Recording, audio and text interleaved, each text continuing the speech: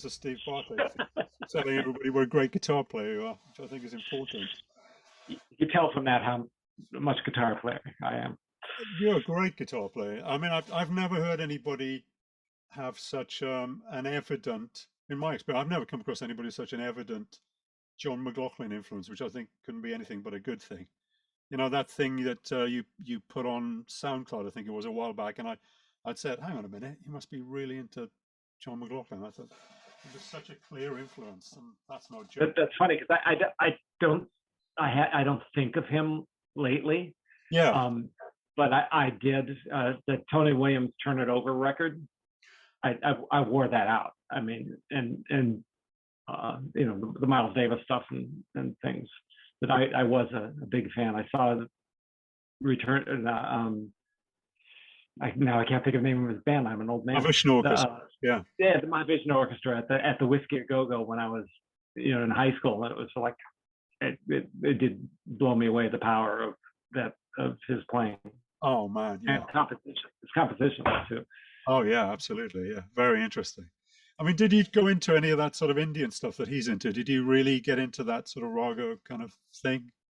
I tried, but it was a few steps beyond what I could like handle. I mean playing in the 11/8 or playing 11/8 phrases against a 4/4 thing and making it land on a downbeat. I tried, but I had friends who actually, a drummer friend, Dave Krieger, who could actually do that and understand it. And I just, it's one step beyond how deep I got into it, or So I'm like a watered down version when I do try that. But it's a funny thing, isn't it? It's something you checked out a long time ago. If that's in the roots of what you do, it's ever present in most people. I think the stuff that you really got into when you were a kid. Yeah, no, I think you're right. It's kind of like everybody remembers all the music that they were listening to when they graduated from high school. Yeah, and that's basically where their taste stops. I found amongst friends. Yeah, I'm like that. Yeah. Where I started playing is probably what's still in the back of my head. Yeah. So listen, I've got the list of questions that I gave you. I might have had a couple of crafty ones, which you can ignore if you like. But anyway, the first question I wanted to ask you is there's a great video, 2 little short segments of video of a lady interviewing you from a few years ago, and you did give some great answers for a couple of things that I would normally ask you. But in that interview that I saw, you were saying that you started as a medical student at UCLA and then switched to music. Yeah, high school was pre-med. I took science and physics and all that stuff, and I was going to be a doctor until you had to actually dissect something. The first biology class at UCLA, I just like, no, I switched majors. So what didn't have Yeah, I can sympathize with that.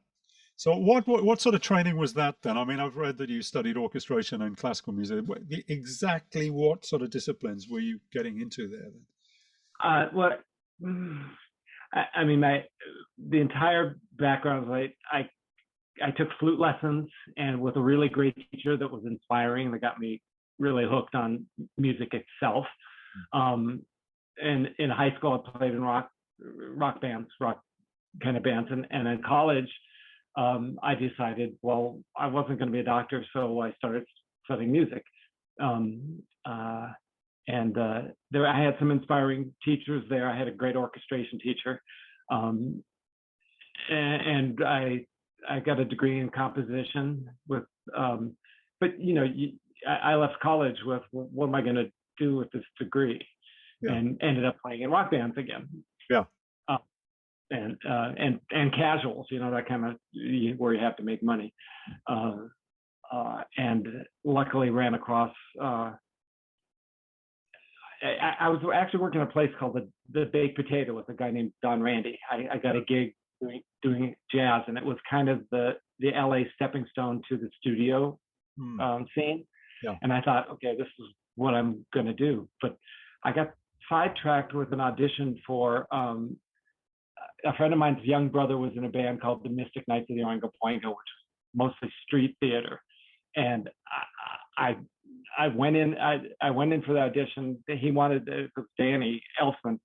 He wanted me to play Django Reinhardt and stuff like that. And it happened to be stuff that I had obsessed on when I was in college and had spent some time. So I passed the audition, but it was a theater group. It was completely the opposite of being a musician in a studio. It was a show. It was the history of music, rolled up into this show is what this thing was. We did Cab Calloway, we did Django Reinhardt, we did 50s stuff, and we did Thus Spake Zarathustra in monkey suits.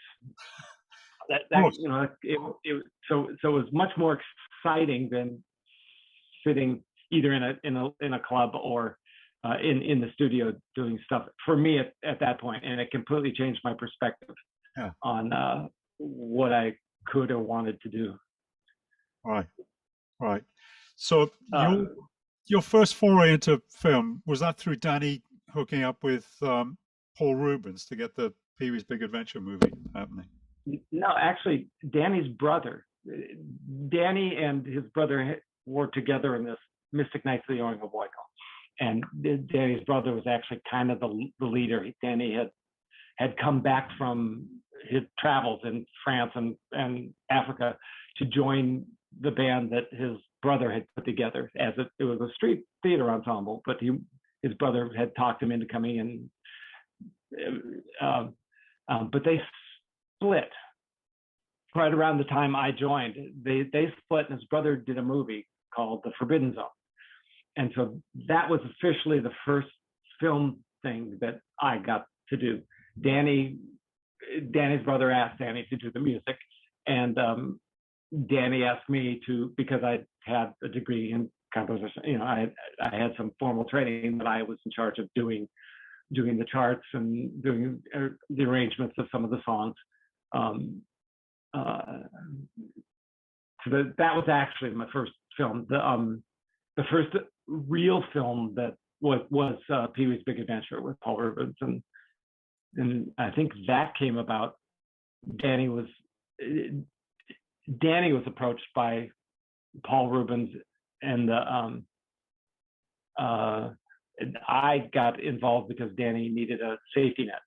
Yeah, he was more comfortable with me being there. At one point, I was officially the musical director for the Mystic Knights of the Oingo Boingo. There was one point where the band was we were all set to do a theater opening at a small theater in Hollywood, and the theater burned down. So at that point, the band was like, and so he made me officially music director at that point, so that I would stay. He's a smart guy.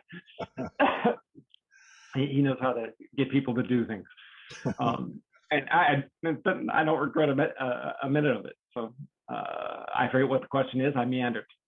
No, not at all. I mean, I just was wondering if that was really your start. But I heard in that other interview that I saw that Lenny Niehaus conducted that score, and as you put it, finished your orchestrations. I mean, to what degree was he involved in that? It was actually officially the orchestrator. I mean, kind of even though he took he didn't want any credit for it, because he wanted to become a conductor. He didn't want to be known as an orchestrator at that point. He wanted to be a conductor and a composer. How that process went, Danny was just learning how to write to picture. He'd always, in his mind, he'd always been doing that, but in the physical thing. At the beginning, he was just playing on and giving me a cassette tape, and I'd sit with the music editor and make click tracks and tempos that would work close to what he thought he had written it to. Yeah.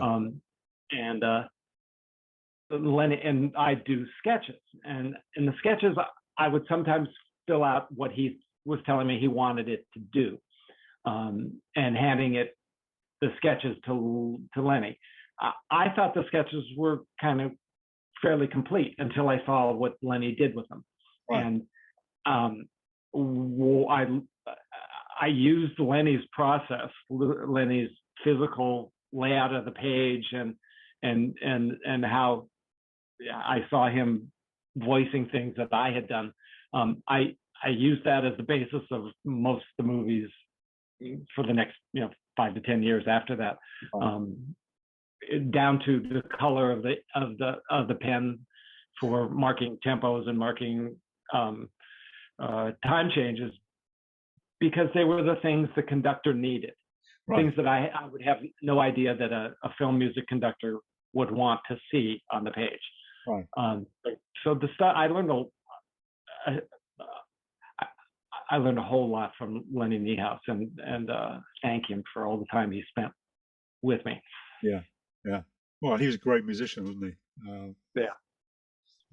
Yeah, everything, the jazz thing as well, didn't he? So yeah. Yeah. Oh yeah. What's that in that score? What's that circus influence vibe? Where does that come from? Does that come from your earlier experience with the Oingo Boingo kind of thing? What's that all about? Or was it just something, a color that you thought would be particularly appropriate to a crazy movie? Well, they were Danny's inspiration. I mean, Danny wrote that stuff, and I always looked at my job in film as a facilitator. Yeah. I try to make it the orchestra actually do what the composer thinks they wrote. Yeah. And Danny and I were both Nina Rota fans, both Bernard Herrmann fans. So a lot of that film, excuse me, I'm out in Michigan where I'm allergic to most the plant things around. So so if I cough, that's why. It's not because I have any other larger disease.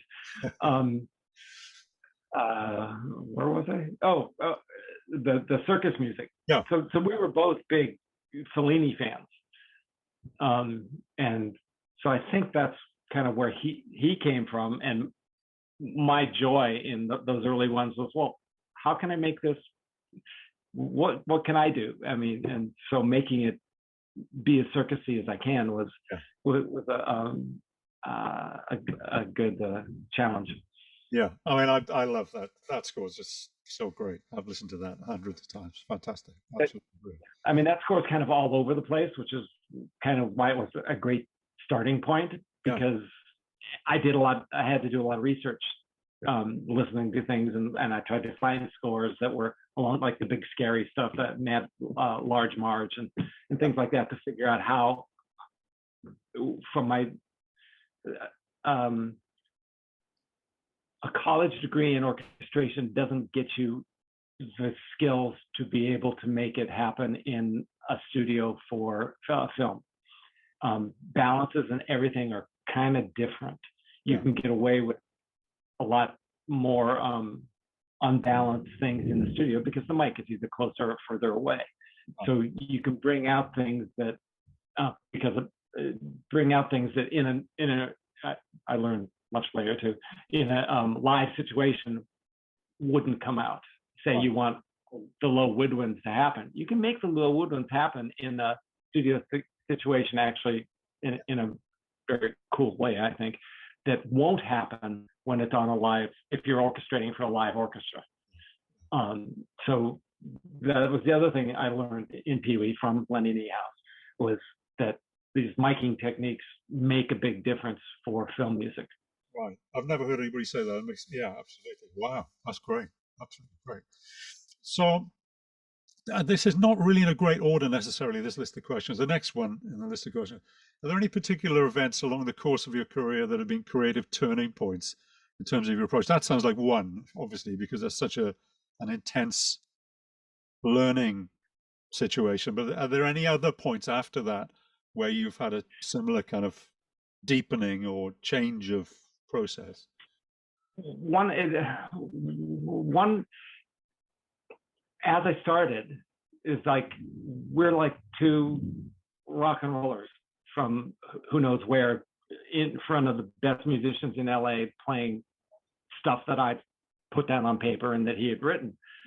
So I was totally intimidated every time I walked into the studio. I was a nervous wreck. Yeah.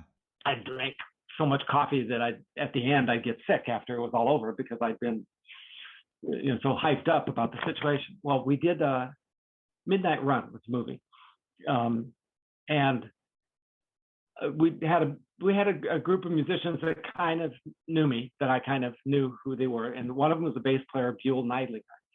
And in Midnight Run, Danny had done a piano piece, so it's kind of as a free improv, and then we had to hone it in so that it could be played with a click and all that kind of stuff. And he played the clicked version to the director, and the director didn't like it. He insisted on the free improv version. Oh. So I had to come in the studio, and me and the music editor, wonderful music editor, Bob Badamy, I had to conduct strings to this free improv, and wow. The tempos were going up and down. I had to figure out a way to notate it, and it was really, I was kind of freaking out. And as we're doing it, the Buell Neidlinger could tell I was freaking out, and he came up to me and he said, "We're all here, don't be intimidated. We're all here to make it happen. We all want this to sound the best it can, and we all want you to succeed." And it was that moment that my perspective on my position, I always felt combative from, okay, these are the best musicians, and they're looking at me. Who's this jerk up there, waving his hands or telling me what notes to play and what works and what doesn't work? And at that moment, I realized that no, all these people are here to get the job done together, and they're not out to get me, which is how it always kind of felt. And that changed my attitude in going into the studio to record. It's just like, okay, after that, I enjoyed going there because I knew that everybody was there. They were on my side. Yeah. Yeah. Basically, it'll make me look good too. So that I think that was one of the biggest moments, and I thank Buell for coming up to me. Oh, that's lovely. Who played guitar on that score? There's a lot of guitar solo sort of moments in that. Actually, the guy I'm in a band with now, Ira Ingvar, played all the slide guitar. Oh, lovely! Great. And I kind of knew him then, and we became friends over the last 10, 15 years, and I've played in bands with him over the last few years. Wow. Wonderful guy, but he was a really good slide guitar player. Yeah. And I think the acoustic guitar player was Paul Jackson. Yeah, I mean, right, yeah, Paul Jackson Jr. Paul Jackson Jr. Yeah, right, yeah. That was we started that with I can't think of his name. He was a jazz guitar player, but we did some sessions at Universal. Universal had a studio there that's no longer there, but we brought in our engineer who had worked on all the Boingo albums at that point. Yeah. So we were all comfortable with him. But the studio was set up so that none of the knobs had labels. So only the studio engineer knew where everything was. So one day he walked out for a while, and Danny wanted to try something with the guitar player, and our engineer couldn't figure out because the knobs weren't where they usually would be, and so they had this whole thing that for the union, so that you couldn't use another engineer. You had to use their engineer, and that's it. We never went back to that studio. Right. And we bailed on that and started up later with a new group. Right. The group was great. It was Ralph Humphreys on piano. I think Ralph Humphreys and Mike Lang. I think we had two keyboard players, and Frank Morocco on accordion, and a really great, I can't think of his name, stand-up bass player. It was a really great ensemble playing there. Yeah, it's a great score. It's really creates a vibe in that film. It's fantastic.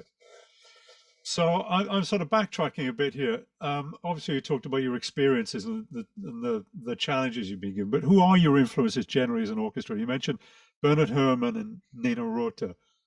Anybody else you checked out along with any other obvious classical influences?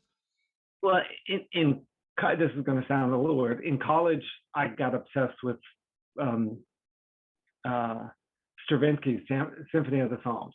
Right. Yeah. I did completely obsessed with him. So his approach, where it's gotten me into trouble, where every instrument should be heard. You know, it's not a blanket. Here's the orchestra. I want to hear each of the sections or each instrument doing something. I used to throw some of the melodies around from one section to the other, which got me in trouble, and I kind of cooled off on doing some of that. And then the other was actually Messiaen, who is kind of the opposite of that, where it is all texture, where things are all moving. Although the Quartet for the End of Time was one of the another one I obsessed on, and that was more composition and rhythmic and stuff like that, and how. But he threw things from one instrument to the other too. Yeah. So those were kind of two that I can think of. Danny was a big Prokofiev fan. Ah, okay. So a lot of the music itself demanded to be looked at like Prokofiev. Yeah. That's interesting. I'm not surprised that you'd have those different influences. A lot of film. And I'm no expert. I've been to film school, but I'm no expert. And it's something I've kind of not thought about a long time. But a lot of film composers sound like they've just eaten the score of the planets, and that's their vibe. You know, a lot of composers, it sounds like Host City all the time. But I don't know. I'm talking out of my hat. Yeah. So. The one time I did go to reference Holst was on Batman. Yeah, right. On Batman, and the biggest thing I got out of it was a particular voicing in the strings that I wouldn't have thought of on my own, and the Holst did successfully there, where he had like way down low thirds, which all the books say, you know, octaves and fifths and the smaller intervals up there, but here's these like parallel thirds on this melody way down, I mean below the bass staff. Right. And I thought, that's great. And so Batman, in Batman, the other tenet, the other thing I tried to do was to keep the musicians interested. So I would change the voicings around between sections, right, so that they weren't always repeating the same thing. It's like it would be these guys in the thirds down here, and then okay, let's do these guys doing it over here, and so it would go back and forth, so they couldn't be complacent. Yeah, even if things were repeating, they couldn't be complacent, because the next time it repeats, it's not going to be the same. Even though outside and listening, it's not going to be all that much different. Yeah, the best one of those was when we did Psycho. Psycho was written for a really small ensemble, and it's mono. But the Bernard Herrmann score, I've talked about this before, so I'm not giving you anything new. No, please do. Yeah. But the really exciting thing about when I looked at the score was that he had every other bar playing in between the violin, playing a different bowing, either near the bridge or near the neck. Soltato, Solpont. But it makes a particular sound when the two of those are being played the same. But he was going back and forth between the two sections. So since we were re-recording it, I put the second violins on the other side. So they're going back and forth with these different bowings and different sounds. It's a guitar. It's like playing near the pick, near the bridge. It's really edgy. And playing near the neck, it's mellow. And so I got to do that. Which I forget what the question is, but that's one of the fun. Interesting, really interesting, great. I mean, those Bernard Herrmann orchestrations are killer too, aren't they? Fantastic. Oh yeah. So, who are your influences as a composer then? Because you've got a very strong style in your own scores. There's a bit of that sound we expect from the things you've done with Danny, but what are your influences? I know you've come through this process of working with Danny for decades, and you've been forced with, similar to, you're orchestrating his music. You've worked on I love the same music, but what's your thing? Who are your influences as a composer, other than the two that we mentioned earlier? Yeah, that's a tough one. Those are kind of the thing about Messiaen was his modes of limited transposition. Yeah. That in my own compositions, I kind of was I was thinking that way. Right. In my melodies and harmonies were more of his thing, that it's not like a chord progression going like this. It's, well, I've got this mode and it can switch to this chord without relationship, 1, 2, 5 relationship to where we started. Yeah. So I have to stick with those two guys. Yeah. Can I ask you something that just occurs to me as a jazz player in large part? Do you ever find with those modes of limited transposition that your ear ends up pulled towards the jazz language that uses modes of limited transposition, or are they two separate things in your head? Jazz is over there, and sort of classical compositions over there. I mean, as a rock and roll guitar player, no, yeah, they all kind of mesh together. Right. I have trouble separating the two. Yeah. So you're right. I mean, my joy of soloing back then was I tried to sneak in Charles Ives' Unanswered Question into as many solos as I could, or the main theme from the Symphony of the Psalms, the main fugue theme. Yeah. So, which harmonically don't lie with any kind of regular changes, but if you do it, it makes the sound go somewhere else. Yeah. Right. Yeah.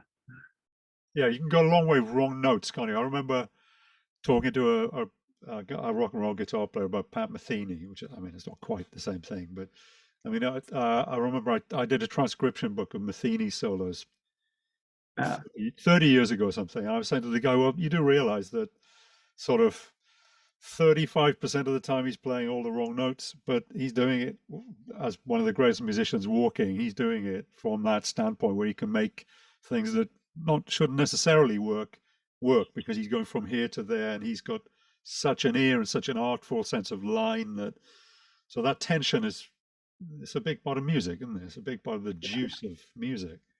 I spent a little time trying to be Pat Martino. Oh, yeah. Along those lines, kind of just does the same thing as like it'd be like in C minor, he'd go to some weird chord and he'd work his way back to be where it was, and that just like thrilled me. Oh yeah.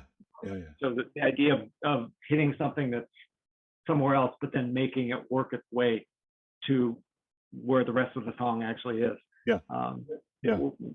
Was kind of important.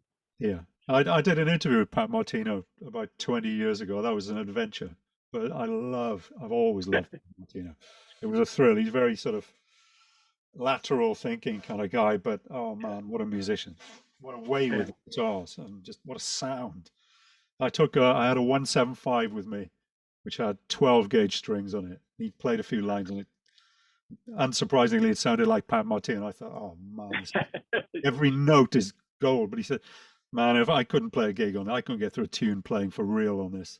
I got to have like 18. I think he said 18s on it. Oh dear, that's too manly for me. That's too much guitar for me. But, so anyway, so jumping forward into my little list of questions, I guess this is a question you've probably been asked loads of times. But do you have music editors or assistants always hanging around to help you? Do you have music editors map out tempos for you, or do you do all that stuff? Well, the process, Danny is much more proficient than he was on the first one. Right. Once he got a click box, when he's doing a film, his tempos are he's hitting things where he wants them to do. Right. What has historically happened, still mostly, he relies on the music editor to tweak it. It's like, okay, he's like an eighth note off here. Right. So he'll let the music editors find the 2 points that have to line up and to adjust the tempos so that it'll work there and so that it won't be extreme afterwards. Yeah. So we do rely on music editors a lot. What usually happens near the end of a film, just before we record, at the end of his composing and orchestrating, the last week I kind of have to bail.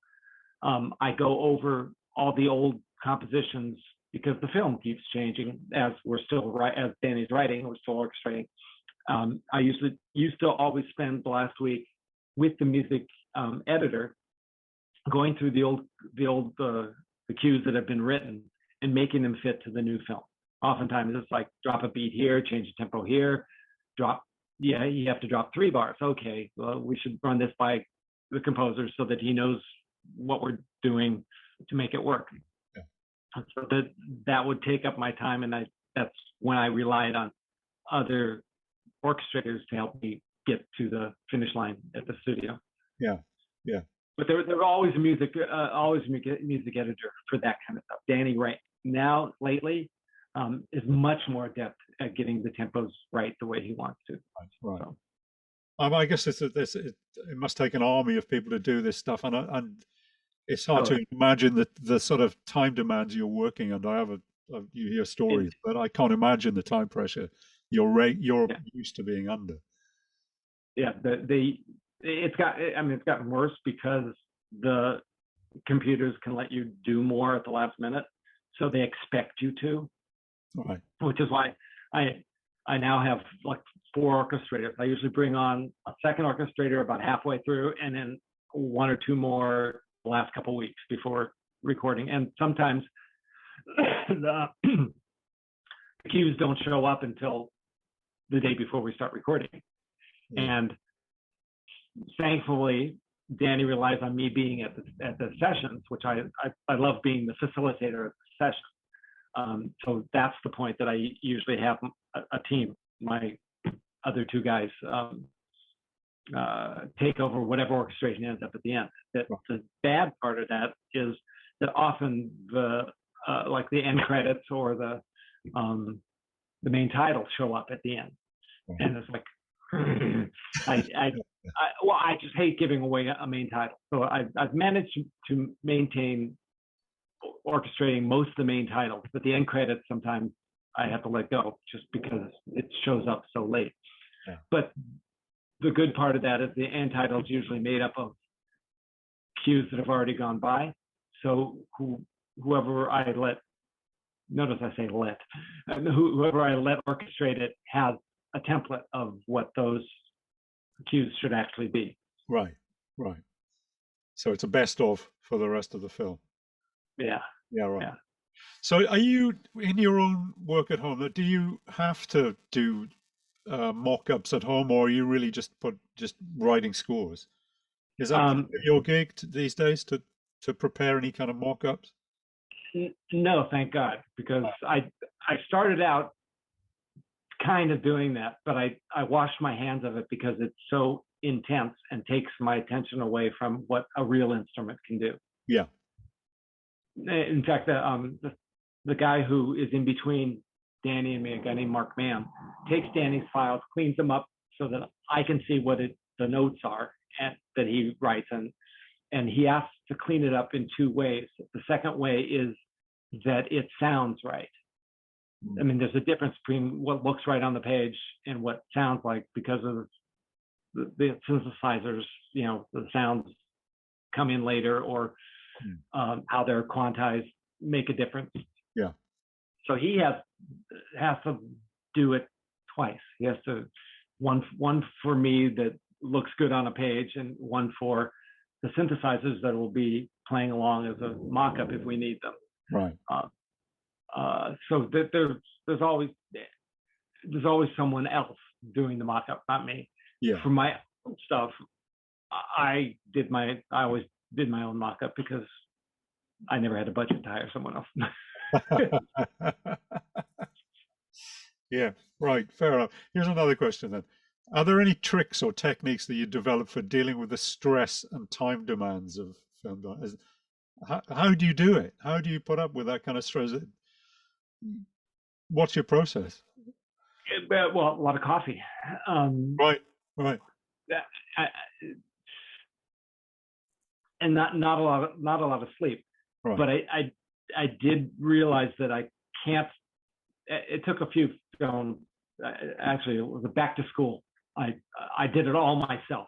I just like and sleepless nights and horrible, and made all kinds of mistakes. The big one was I tried to do a transposed score. Lenny Niehaus was conducting. It was transpose. I thought, you should be doing a transposed score because that's what classical. And it was a real big mistake. Lenny said, "Don't ever do that again."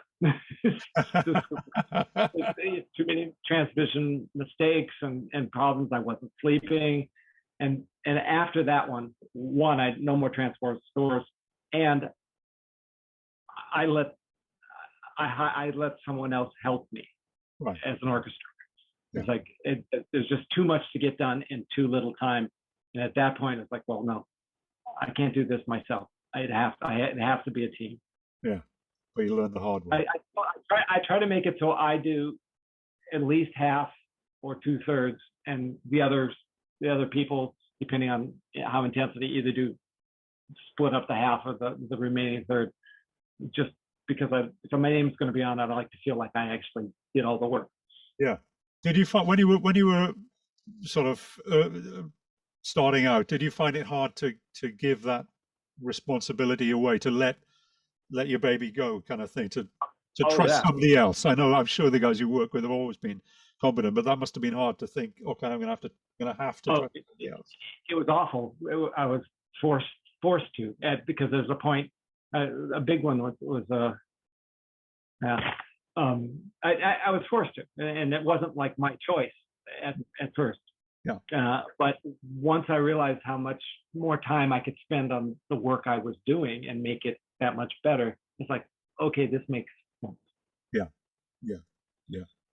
And the people we found, or our agents, I forget how we found the other orchestrators that I've worked with. They were great. I mean, yeah, I'm sure. So, yeah. Do you find it? Sorry, say again.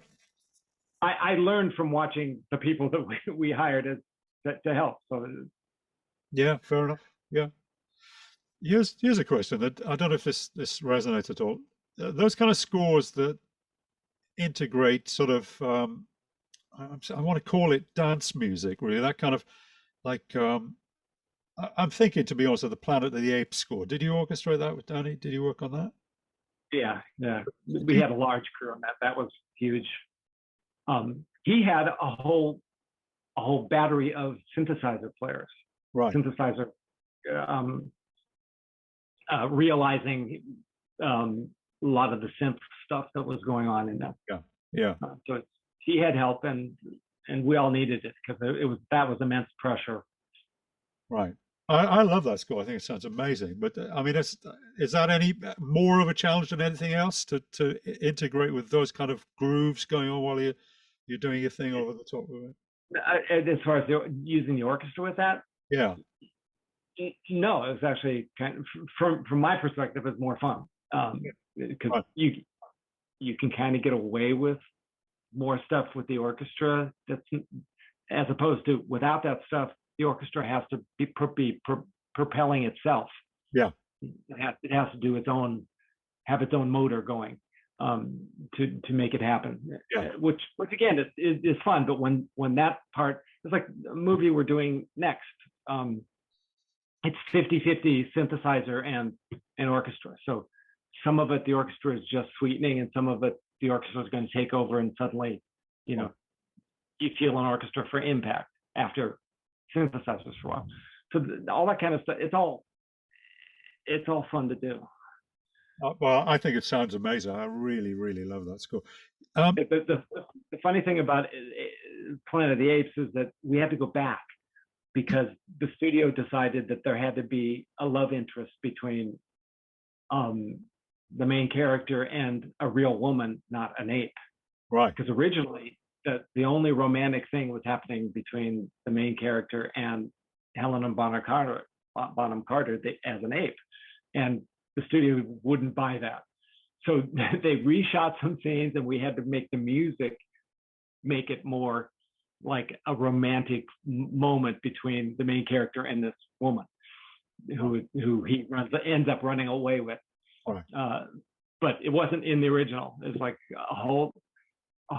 the music was employed to try to shift the focus to make that more romantic, right. as opposed to what the story actually was in the beginning. That happened on Summersby too. Right. Where there was not a whole lot of magnetism between the two main characters, and they didn't. The original cut didn't really play up a romance between them. They recut it, and we had to go back and rescore and make it, big romance. Well, you guys cracked it. Yeah, that really worked in that movie. I've seen that one. Great. Wow, amazing. So that kind of change of direction in Planet of the Apes. What sort of time scale was that sprung on you at the very end of the? Obviously, it was the end of the process, but yeah, we were done. And we came back and had to rescore scenes. That doesn't that hasn't happened a whole lot coming back and rescoring. It has happened in adventure movies where they're not done. It's like we score a big part of it, and then they wait for special effects to come in to be able to actually to score the ending. Right. I think Dumbo, of all things, we ended up doing 3 sets of sessions. Wow. Because they kept changing the ending, they kept changing bits, and some of the special effects hadn't come in that Danny couldn't write to a picture that was locked. Right. Which it does make a difference. I mean, like I said earlier, to have the music editor and orchestrator go through a composer's thing and make edits and try to make it work with a new picture is not the best representation of a composer's intention. Right. Ever. Right. So it's best what they did on Dumbo. Danny had a chance to actually recompose for the new picture, as opposed to just letting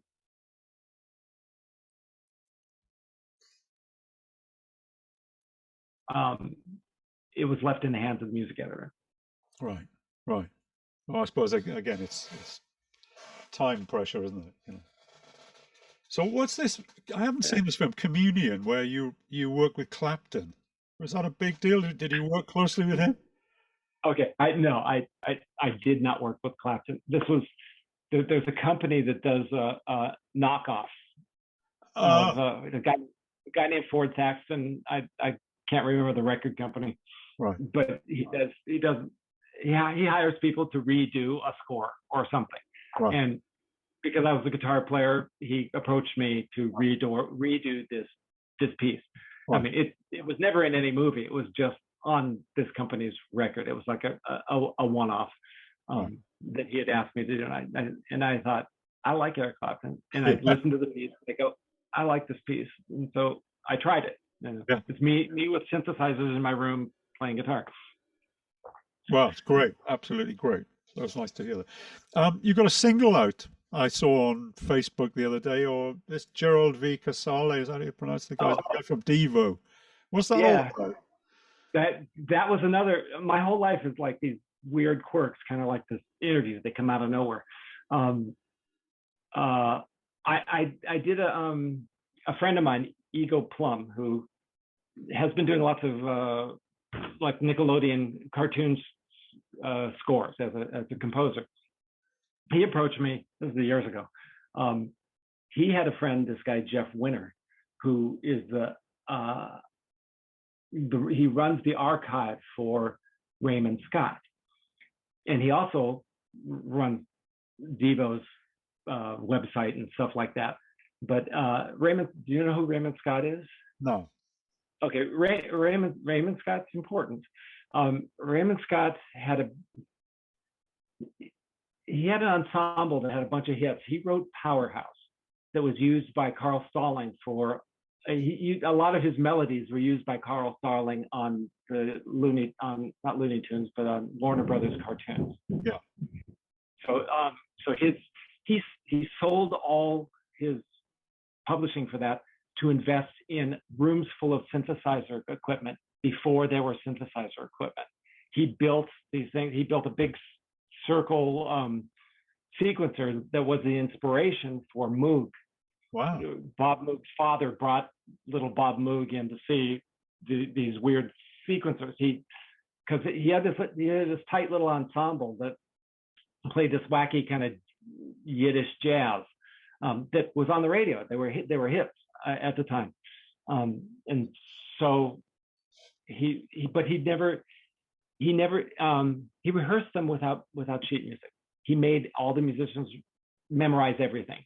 So everybody, and the solos are solos, but they're basically written out and they're the same every time. So he was, I think, not Juilliard, but with the other music school, he was a trained musician doing this kind of weird jazz pop. He ended up as a band leader on a TV show and radio and TV show that had hits, Top of the Pops, one of those kind of that played hits of the week every week. Right. And he was one of the first guys to have an interracial band. Right. Although his name's Raymond Scott, he was Jewish and changed his name and changed to actually had his nose fixed, I think, at one point. But his stuff was great. And he went completely into synthesizers. He had this room full of wires and stuff. And he did the first Alka-Seltzer commercials and the first electronic commercials that everybody my age grew up with. He was the guy who started all that. Right. And he actually, Mark Mothersbaugh bought his old. Okay, there's a whole thing about he made this thing, Electronium, I think it's called. And what they were is he built these big instruments, but he kept changing them. He kept changing the circuit stuff. And he Motown bought one, and he was hired by Motown. He's a New York guy. He was hired by Motown to run it. And so he came out to Los Angeles and Motown had this thing set up, and he had a room that he had all this, and people like Michael Jackson and all came in to see his stuff. And he had bass lines and had all these sequences and all these things that they all heard. Very little of it was actually used on any records, but they all were exposed to his aesthetic. Right. So he had a big influence on a lot of people that nobody knows about. Anyway, so Eagle Plum and I did a concert where Eagle did all the electronic stuff, and I put together an ensemble and did jazz stuff. We did it at the Red Cat, which is a Disney Hall, a room downstairs. I forget where the question. We were talking about the Devo thing, the Gerald. Jeff Winter, the guy who produced the Red Cat thing and was the Raymond Scott, called me one day and said that Jerry Casale and Josh Freese, who had just was working with Danny, just did a record with Danny. Josh Freese is like the rock drummer in LA anyway, probably in the world. He's played with everybody and remembers everything. And so they had a song that they wanted to add to a reissue of Jerry Casale's solo record that had gone in 2012, and wanted to know if I would play guitar on one. And I just went, duh, yeah. I mean, it's like, I'm a fanboy, Devo fanboy, so it's like, yeah.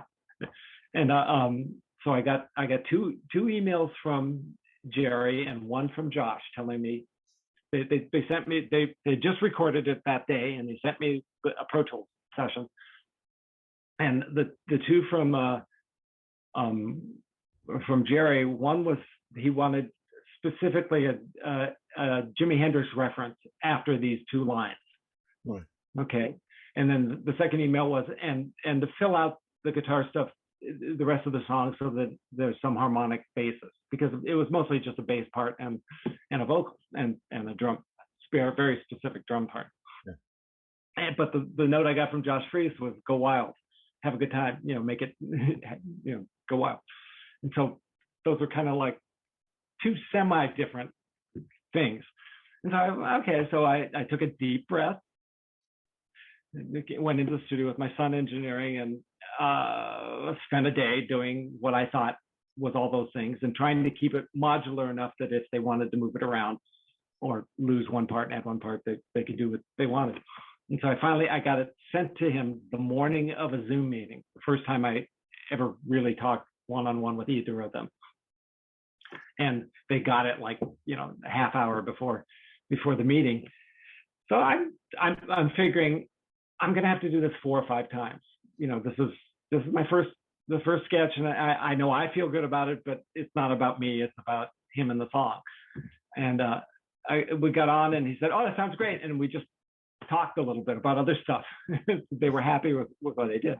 So, and that was it. I mean, great. It came back to me. They sent me a mix to listen to, and he had added a tag on the end of the song, and I thought the tag on the end of the song ruined the conclusion of the song. The song had like a definite ending, and made a point with the lyrics and the whole thing. And so I suggested they edit the tag to the beginning and use it as an intro, and it would be much more interesting. And they tried it, and they said, "Oh, well, we'll do the single. We'll do one of the versions that way." And then they ended up going, "Oh no, that works. And so that's the main song that's my edit on it." Nice. So I feel good about that. Right. So speaking of Jimi Hendrix, is that an influence? Did he sit down and work any of that stuff out, or was that part of your thing? I was never.